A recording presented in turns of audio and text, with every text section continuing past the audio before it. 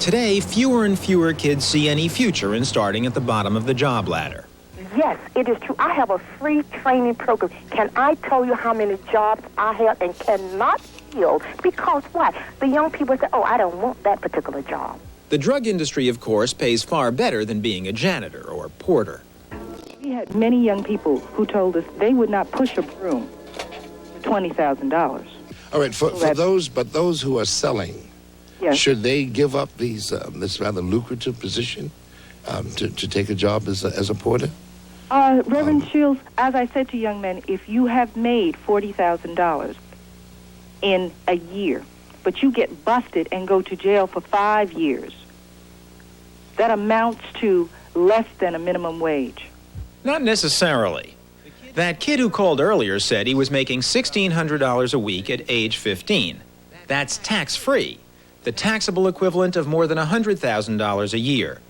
It makes the wages of sin look pretty good, despite the plea with which Reverend Shields concludes his show. Actually, it's a composite story of a mother and a mother's agony with her son who is on drugs. Here she is, Dorothy Norwood. Leave it in the hands of the Lord. He's pawned all of my jewelry, my TV and my stereo too. Not far from WWRL's studios, the officially unemployed are in evidence. Lord, what in the world am I going to do? But many of them are very gainfully employed in the drug trade. Almost every block bears evidence of the industry. The police walk right past a typical hole through which crack is anonymously bought and sold. Job counselor Norman Damon has worked these Brooklyn streets for years. A Vietnam veteran, he's devoted his life to defeating the drug traders. So far, they've proved as intractable as the Viet Cong, and equally dangerous, as he witnessed recently. A young fellow had an altercation with an older gentleman, and the teenager's family were huddled around him, trying to protect him, and pleading with this fellow with a 9mm, please don't shoot my son. Please don't shoot my son. Mister, I'll get the money for you. Damon's story is shocking, but not unusual. This is coming to be a standard business transaction in the industry. As in Al Capone's day, a totally free market can quickly degenerate. And he came out and he had the gun out and he said, move, old man. I'm telling you to move, old man. And he shot the kid. And he told him, he said, you think it's a joke out here? It is not a joke out here. I'm not playing with you. It is not a joke. And he shot the kid. Killed him. The institutions of the ghetto offer little competition to the drug trade. Near a school, we interviewed a group of kids. How many of you go to school? I go to school. Oh, Pop, what's that? You go to school? Yeah. The kid in the back goes to school, figuratively speaking. Or, as his friends put it, he attends crack school, majoring in pipology and stealing cars. Where'd you say you went to school? Pipology, crack school. Smoking that pipology. They on the pipe ball team. And they go to school for ripping off cars. They're not to steal cars. Stealing is an important part of the ghetto economy, since it provides the outside capital to support a major consumer industry like drugs. How good is the money dealing drugs? Well, an individual can take $200, okay, and make $600 in a matter of 4 hours. Is it mostly the smarter kids who get involved in this? Yes, it is. Mostly the smarter kids. In other words, it's the most enterprising kids in the ghetto who stand to gain the most from the drug trade. As a result, both the ghetto and society are deprived of their talents. Society does, of course, provide institutions to discourage drug trafficking. Open one. We came to East Jersey State Prison, where a group of men serving life sentences has become famous for trying to convince kids in trouble that ultimately crime doesn't pay. See, you don't be thinking about the consequences that you're going to suffer if you get caught. See, because you can't get away forever. For almost 15 years, Malik Wilkes has been telling the same story.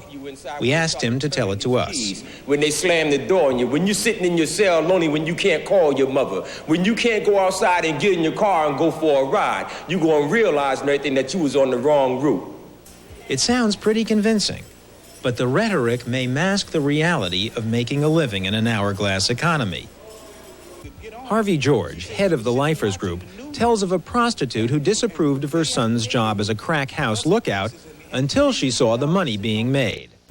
She said she didn't see no reason to be begging and trying to ask a man to come in and spend the night with her so she could pay her rent when her son could stand out there in front of the building and watch for the crack dealer, watch for him, mind you, and bring $200-300. She said she went out there and helped him. So you understand why they're doing it? Yeah, because she felt like, she found a measure of self-respect. She didn't need a man to come lay there with her in front of her kids. So, but why couldn't she have gotten a job doing housework or something like that? Not making that kind of money. Raymond Hawkins is a man of numerous distinctions in prison.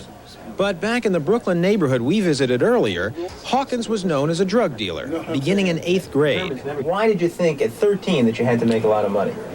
If you look in America, it's about designer this, it's about designer that. It's not about the station wagon anymore, it's about the Jaguar, it's about the BMW. The dreams of the economy's top half have become models for us all. And if we measure ourselves by such standards, no one ever has enough. That's the message of the Ivan Boskis and Mike Milkins atop the economy. It makes a mockery of incomes near the bottom. After working 40 hours and looking at your paycheck after they take out your money in comparison to a guy that was on the corner, and he was saying, wow, you only got $100 and some and you've been working 40 hours. I've been out here for about 15, 20 minutes and I got that. And even money doesn't tell the whole story. You got to use your brain to be a drug dealer. You got to outfox this guy. It's like it's the chaser and the chasee. How many times can I outfox this guy before he finally conquer me? So it's interesting. In a sense, yes, it is.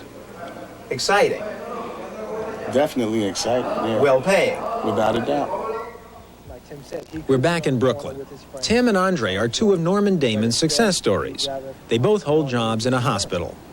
What percentage of the kids you used to know and go to school with are in the drug industry? Majority of them. About 90% of my peers is pushing drugs now. Tim and Andre are the hope for the future. But they work in the hospital boiler room and earn $24 a day, while peers make as much as $500. Have any of your friends ragged you about, put you down? Mm-hmm. They did, yeah. Said, well, you working in the hospital, and I make this much a week, and you make that much. But hey, when they get in trouble and get locked up or whatever, I'll be still out here making what I got to do, making an okay living. I don't see how they survive if they're supporting themselves. Because of $24 a day, you could barely buy yourself something to eat during the course of a week, okay? Before I got arrested, I had a job making, I think, $4.75 an hour, and I had my wife and 2 kids to take care of. By the time I came home and paid rent and bought food, I couldn't even buy me a pair of shoes. So I know they had to be going through hell making $24 a day. Everyone agrees that job opportunities exist, but the pay is modest, the initiative enormous. It's a lot of opportunities out here for a lot of us young ones, but you just got to put yourself towards. You got to be in it to win it. Because if you don't set your own goal, put yourself to it, then it's not gonna come to you. You have to go to it. Minority kids represent the fastest growing segment of America's youth population. This is our future workforce. What are you going to do when you grow up, do you figure? What job? I want to be a carpenter. A carpenter? A computer operator. A computer operator? Mm-hmm. A fireman. What do you want to do when you grow up? Be a bus driver, like my father. When you were a kid, what did you want to be when you grew up? Man, football player, boxer. Those are the things I wanted to be. A teacher. I think I wanted to be a lawyer, doctor. I always liked it to care for people. I'm a people person. It's actually touching. Yet these men wound up dealing drugs and death, literally. Several are in for murder. I saw somebody get shot right over there for drugs. Right there on the corner. The kids see the occupational risks in the drug trade, but in fact, for most people in the drug trade, the risks aren't that great. In an hourglass society like ours, with a great number of rich and a great number of poor, you see people getting away with murder at both ends.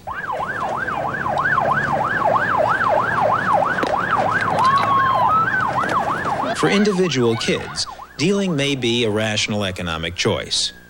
For American society, however, it represents a devastating loss, because all of us play on the same economic team.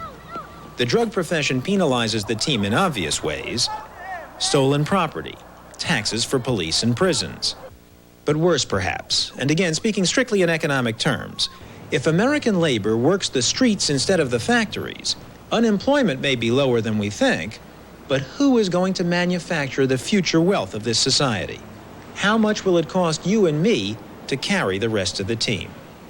It's not just the personal tragedy of Raymond Hawkins, or the fact that we pay $21,000 a year to keep him in prison.